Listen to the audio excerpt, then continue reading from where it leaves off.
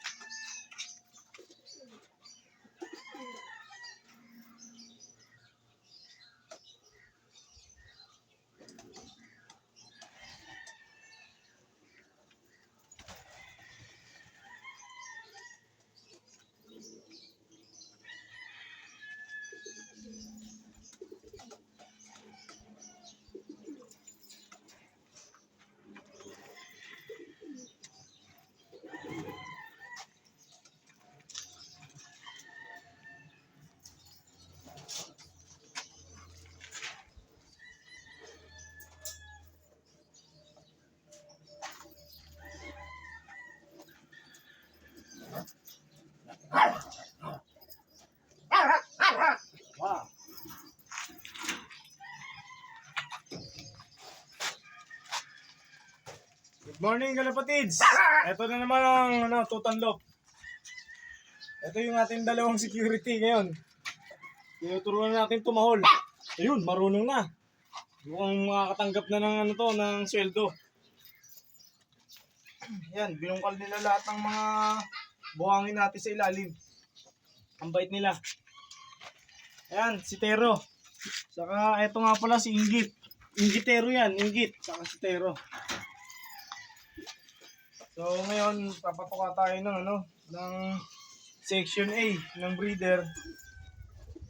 Saka section B. Kunin ko nga pala yung singsing. Wait lang, mamintutan. Yan.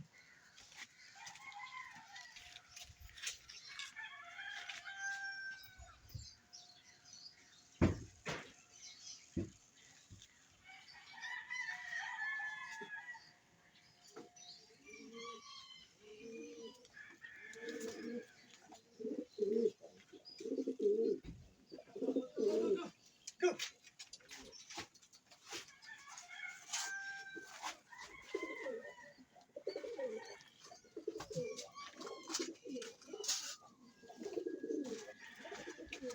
Ito, magtimpla na tayo ng electrolytes kasi mainit ngayon. Hirap na hirap sila. Oy, hindi ka kasali dyan. Sige, pwede yan sa'yo. Sige, pwede sa'yo yan. Electrolytes yan, pero matras siya. Nakasiman yata. Dami nito. Dito, bagi sa kanila. Buha ko sa kabila. Hindi yan, hindi ka kasali dyan. Hindi ka kasali dyan. Oo, hindi ka kasali dyan. Pinakain na natin yung ating mga tuta na yan. Yung ating security. Pag-ating sila.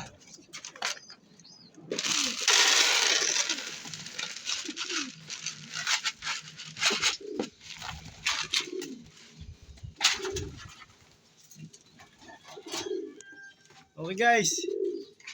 Medyo papakita ko na rin sa inyo kung paano natin susuksukan yung naiiwan pa na pichon na hindi pa nalalagyan ng singsing.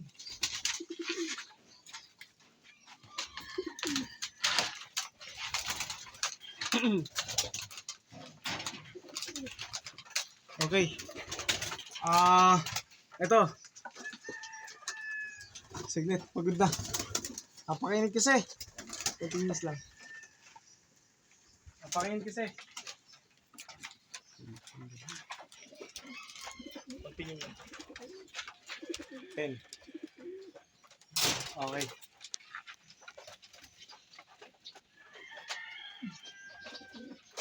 Meron pala singsing to.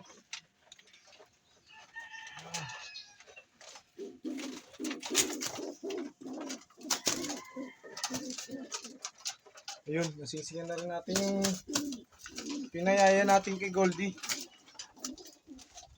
Kailangan natin kasi makita yung susuksukan natin. Ito, meron na rin. Meron na rin.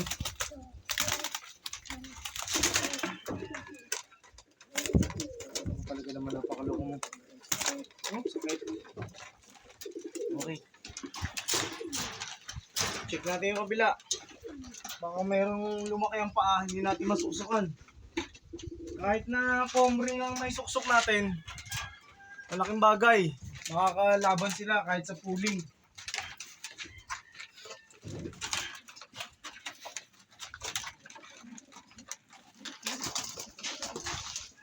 Check natin yung mga sisig na hindi pa natin nalalagyan ng sisig. Pag hindi siya nasuksukan, hindi siya pwede laban. Hindi siya may lalaro. Oo. Ano siya? Okay. Kahit muro lang yung singsing. Ito yung Kailangan may suksok. anak ni Noble. Sinuksukan natin ng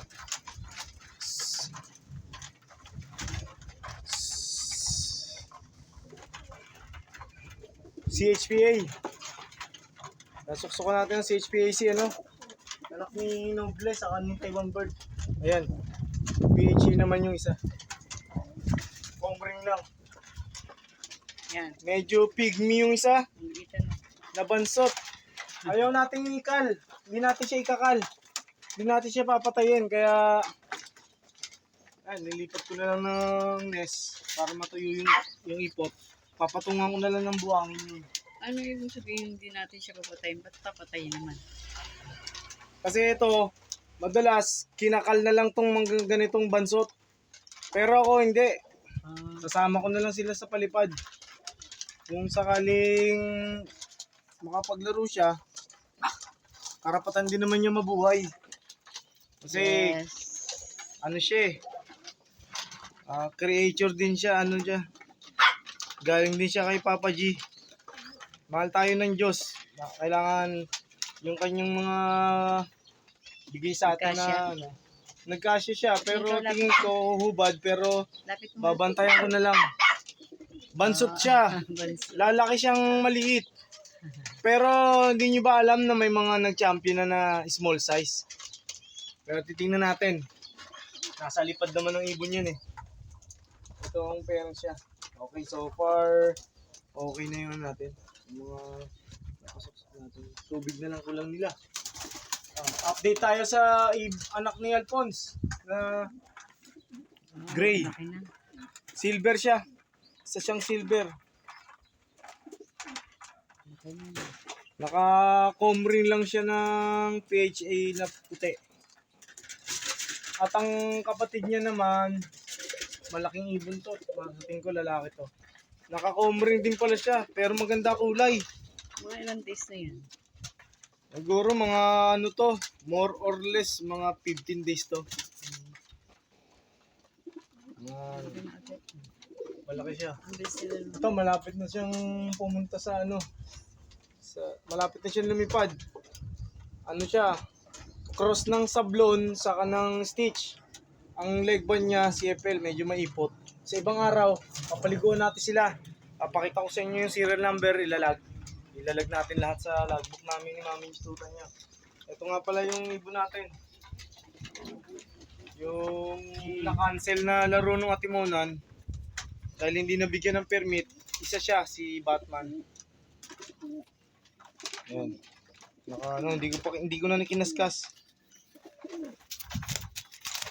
Nga pala, subo ko mamaya ng gamot.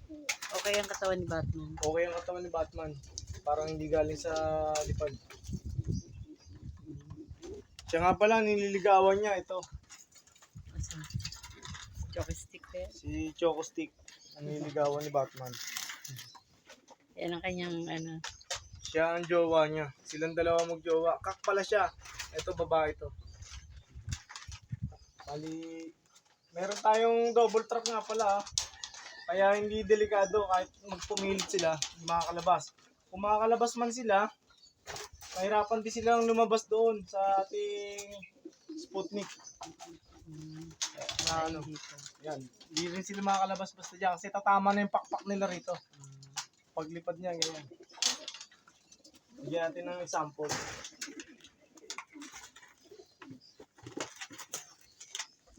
Ito siya. Ito si Baldado. Ang pinakawalang niya akong ibon. Napakatindi ng Palaaway. arate. Palaaway to. Kaya na Baldado. Ito. Paglipad niya ganyan, paglipad niya, babangga na yung pakpak niya. Hindi siya makakalabas. Bago pa siya makapunta doon, babangga muna siya dito. Hindi rin siya makakalabas. Kaya maganda tong pagkakagawa natin ng double trapping. Hindi mag-aalangan ng ibon natin from there at to there. Pagbaba niya, hindi siya mag-aalangan dahil mababaw lang. Tapos pagpasok naman niya rito, hindi siya mag-aalangan kasi may tungtungan siya rito, tungtungan dito, tungtungan dito, tungtungan dito. Kaya pagbaba niya, diretso na siya sa kainan. Pakainan. So, update ka rin natin dito. Yung ibon natin sa ilalim. Yun, nakapisa na. Ang ating katarman.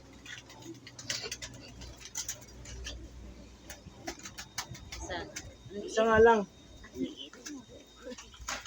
Isa nga lang napisa niya pero may marka to ha. May marka to pareho. Pares nilaro to. Medyo nag-fade na nga lang yung tatak. Nag-fade na. Ay, naglulugon na siya. Naglulugon na siya. Sino yan? Si ano? Si Bastin. Ayan. Isa siyang Bastin. Ang asawa niya ay si Baston. Ay, si ano? Si Katarman. Katarman 4 days. Ayan. Ayan. Naka-sticker pa rin yan. Maganda na rin naka-sticker para din iiputan. Ito ang baby nila. Ang liit. Nag-iisa. Tingnan, pakita natin sa camera. Ito, Mami Tutan. Cross ng Bastin, cross ni Katarman. Ayan. Bastin ka pa. Ang liit. Okay. Ngayon lang niya, kalalabas na. Oo, kalalabas lang. Ito. Sa tingin ko healthy. Sana makapisa pa kahit isa. Si Magdalena. Saka si Masbate. Si Magda, saka si Masbate. Galing. Okay. So far, so good ang ating mga breeder. Maganda ang kondisyon ng katawan nila. Plus the factor na nakapagpauwi tayo from canceled, na-cancel kasi yung ating atimonan. Pero maganda na rin, naitos natin si Black Diamond. Nakauwi nga pala. Kaya lang, masamang balita, hindi nakauwi si Betadine. Okay? 3 lang sila nakabalik. 3 lang sila. 4 sila. 4 sila na tinos natin. Kaya hindi na-cancel eh. Thank you guys for supporting Tutanlok. Sana nakapag-offer ako sa inyo ng magandang mga ideas regarding sa trapping, sa trap. Plus the factor na nabantayan natin yung mga ibon natin. Kung anong kondisyon ng mga inakay, kung anong kondisyon ng mga itlog nila. Plus yung moment na makasama natin sila, malaking bagay sa kanila yun. Nagkakaroon ng connection between the daddy nila, saka yung mami nila, saka yung mga babies natin. Lahat sila baby. Baby lang ang tawag namin dyan. Babies. Ito nga pala si Milo. Hindi ko nahawakan. Okay, Isa siyang nag-search ako ng kulay. Ano pala siya? Recessive yellow. Yellow pala tawag sa kanyang balahibo. Pero sa atin, sa mga fancier na local sa atin, ano siya, golden checker. Nga pala, ano na siya? Nakapaglaro to both pagod food and north and south, naglaro na siya. Medyo gusto ko muna siya i-stock. Mukhang hindi siya makakahabol na sa paspasan kasi wala na, lugo na talaga siya. Butas-butas na pakpak niya. Butas-butas na. Kitang-kita niyo yung hirap niya sa dami ng nilipad niya. Thank you guys, thank you. Supporting, thank you.